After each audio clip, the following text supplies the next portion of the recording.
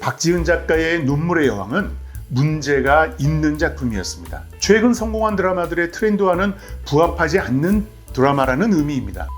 성공 이후에 작가들은 더 자극적인 상위 0.01%나 0.001%의 사람들의 삶을 드라마의 주인공으로 등장시키게 됩니다. 이러한 추세에서 최근 재벌이 등장하는 드라마가 성공하는 이유는 4가지로 정리할 수 있습니다.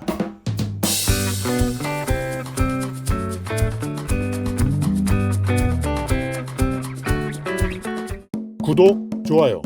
예술하는 당나귀TV는 대한민국 예술문화를 응원합니다. 안녕하세요. 예술하는 당나귀TV의 대표 당나귀입니다. 최근 드라마의 재벌 사랑이 부쩍 늘었습니다. 재벌집 막내 아들부터 로얄 로더, 재벌 형사, 그리고 눈물의 여왕까지 2018년도에 스카이캐슬이 대단한 성공을 거둔 이후에 재벌을 소재로 하는 사례가 많아졌습니다. 예전 드라마들의 재벌에 대한 시선이 부정적이었던 것에 비해서 최근 드라마에 등장하는 재벌의 이미지나 캐릭터는 약간 다른 시각에서 그려집니다. 거의 재벌 드라마 불패라고 해도 과언이 아닌 상황입니다. 그래서 오늘의 와우 포인트는 재벌 드라마가 사랑받는 이유입니다.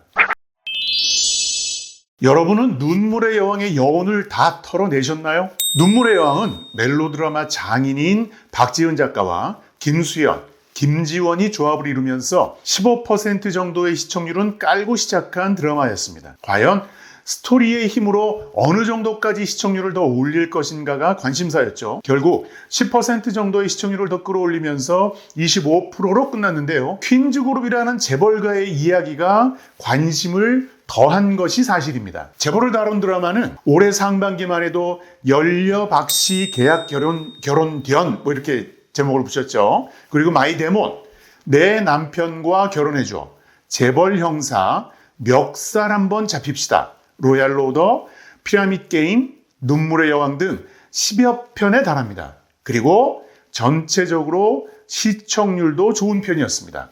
사실 예전의 드라마들은 재벌을 직업인으로 그리지는 않았습니다. 2000년 MBC에서 방영된 진실이라는 드라마는 40% 시청률을 넘나들면서 성공한 드라마입니다. 이 드라마는 콩쥐파티 스토리의 전형을 제시하면서 막장 소재나 기억상실증 같은 우리 드라마의 단골 소재를 잘 다루었던 것으로 유명한데요. 이 드라마에서 유시원은 재벌 2세로 등장해서 최지우에게 순정적인 사랑을 보여주지만 재벌의 구체적인 사업 내용은 그려지지 않습니다.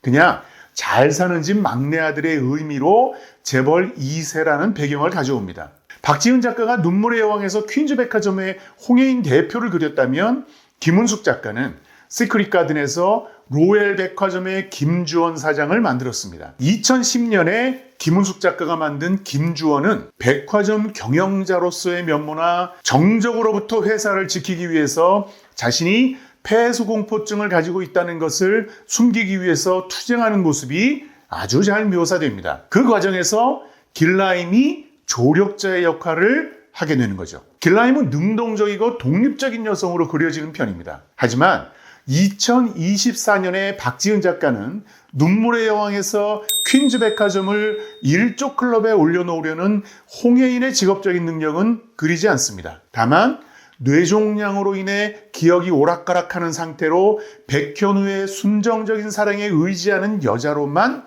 그려집니다. 아주 예전 드라마에서 여자 주인공을 묘사하는 방식입니다.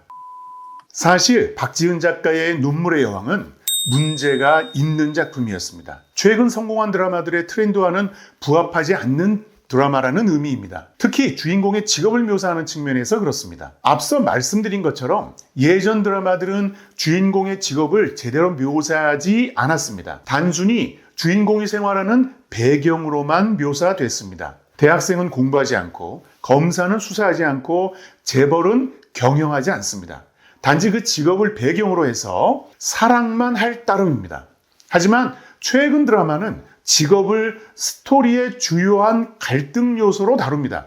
특히 직업의 세계를 얼마나 디테일하고 사실적으로 그리는지가 작품성을 결정하는 추세입니다. 비밀의 숲은 외톨이 검사 황시목의 직업관을 제대로 그리면서 각광을 받았고 384 기동대는 세금 징수 공무원의 이야기를 대단히 잘 그렸습니다. 스토브리그 같은 스포츠 드라마가 성공한 사례나 대행사가 괜찮은 드라마로 평가받은 이유도 직업의 세계를 디테일하게 파헤쳤기 때문입니다. 15년차 수절 과부의 처지를 코믹하게 잘 그려낸 밤에 피는 꽃도 조선시대 배경의 과부라는 신분을 코믹하게 패러디하면서 많은 호응을 얻었다고 봐야 합니다. 이처럼 최근의 드라마들은 주인공의 직업의 세계를 스토리의 핵심 갈등 요인을 만들어내는 수단으로 사용합니다. 따라서 작가는 직업의 세계에 대해서 정통하지 않으면 흡입력 있는 스토리를 쓰기 어렵습니다. 재벌을 다루는 방법도 마찬가지입니다. 부자나 재벌의 삶을 본격적으로 다룬 최근 드라마는 2018년도에 방송된 스카이캐슬입니다. 상위 0.1% 부자들이 자식들을 천하제일 왕자와 공주로 키우려는 욕망을 그린 이 드라마는 드라마의 내용이 사실인지에 대해 큰 관심을 갖도록 만들면서 24%라는 높은 시청률을 기록했습니다. 스카이캐슬의 성공 이후에 작가들은 더 자극적인 상위 0.01%나 0.001%의 사람들의 삶을 드라마의 주인공으로 등장시키게 됩니다. 이러한 추세에서 최근 재벌이 등장하는 드라마가 성공하는 이유는 4가지로 정리할 수 있습니다. 먼저 첫 번째로 자본주의가 3세대로 성장하면서 대물림으로 부의 격차가 너무 심해졌습니다. 그런데 재벌이 되는 방법 또한 다양해졌습니다. 이전에는 1세대 창업자라는 관점에서 거리감을 느끼던 재벌이지만 이제는 우리 주변에서 한순간에 떼돈을 벌어 재벌의 반열에 올라가는 사람들의 소식을 접하는 경우가 생겼습니다. 드라마는 이러한 꿈의 실현 과정을 체험하게 하거나 대리 만족하게 해주는 예술 장르입니다. 성공 스토리가 바로 이런 류의 드라마입니다. 재벌집 막내 아들 같은 판타지 드라마가 대표적인 사례 아닐까요? 자, 두 번째로는 지금 시대는 돈을 능력이자 권력으로 생각하는 사회 인식이 형성되어 있습니다. 예전에 있었던 재벌에 대한 부정적인 인식이 최근 드라마에서는 많이 개선되어서 표현되고 있습니다. 철부지 재벌 3세가 강력팀 형사가 되어서 막강한 재력과 인력을 동원해서 사건을 해결하는